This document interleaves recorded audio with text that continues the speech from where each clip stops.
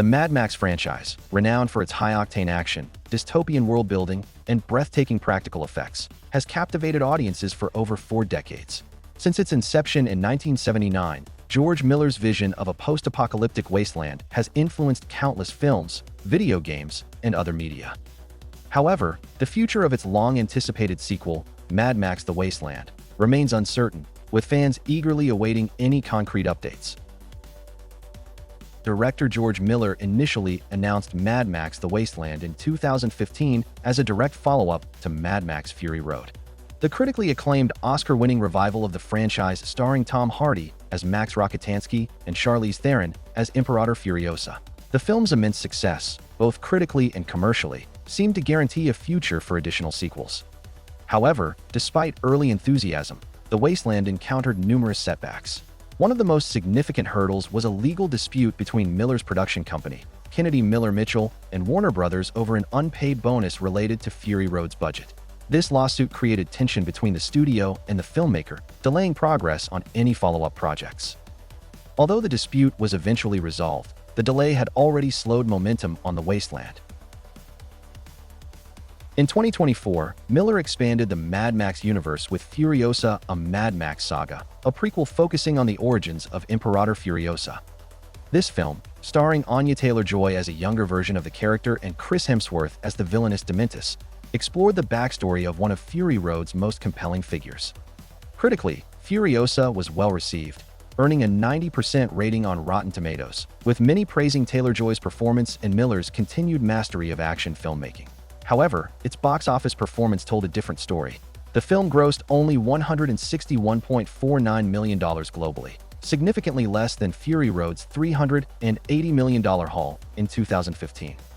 Warner Brothers responded to this underperformance by expediting Furiosa's digital release, making it available for streaming on Max just weeks after its theatrical debut. This move, while beneficial for home audiences, underscored the film's financial struggles and raised concerns about whether Warner Brothers would still be willing to invest in Mad Max: The Wasteland. Given that studios prioritize box office success when greenlighting sequels, Furiosa's disappointing performance could negatively impact the chances of The Wasteland moving forward. While Miller has a strong track record, Warner Brothers may hesitate to finance another high-budget installment if the demand isn't as strong as expected. Another major question mark surrounding The Wasteland is the return of Tom Hardy as Max Rockatansky. Although Fury Road positioned Hardy as the new face of the franchise, his status remains unclear. Hardy himself has expressed uncertainty about reprising the role. In a past interview, he stated, "I don't think that's happening." This vague response has led to speculation about whether the character will be recast, de-emphasized in favor of other characters, or written out entirely. Hardy's experience filming Fury Road was reportedly challenging, with on-set tensions between him and co-star Charlize Theron due to the film's grueling conditions. If The Wasteland were to proceed, the studio would need to negotiate Hardy's return or find a suitable replacement. The Mad Max franchise has always faced significant production hurdles, particularly when it comes to location filming.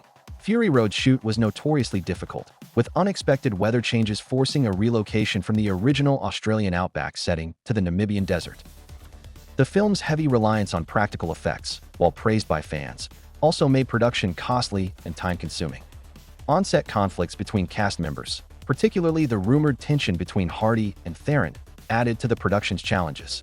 In contrast, Furiosa relied more heavily on CGI, a shift that received mixed reactions from audiences. Some longtime fans felt this move diminished the franchise's signature visceral, practical action style. If The Wasteland is ever made, one major question will be whether Miller sticks to practical effects or continues the trend of incorporating more digital elements. Despite these challenges, Mad Max: The Wasteland remains an important film for the franchise. The Mad Max universe has had a profound cultural impact, influencing everything from post-apocalyptic video games like Fallout to Hollywood blockbusters like The Book of Eli and Alita: Battle Angel. The themes of survival, resource scarcity, and societal collapse resonate deeply in today's world, as concerns about climate change, dwindling resources, and political instability continue to grow. A new Mad Max film would have the potential to explore these issues in a way that is both entertaining and thought-provoking. At this point, the future of Mad Max: The Wasteland remains uncertain. Several factors will determine whether it moves forward. 1. Warner Brothers. Confidence in the franchise.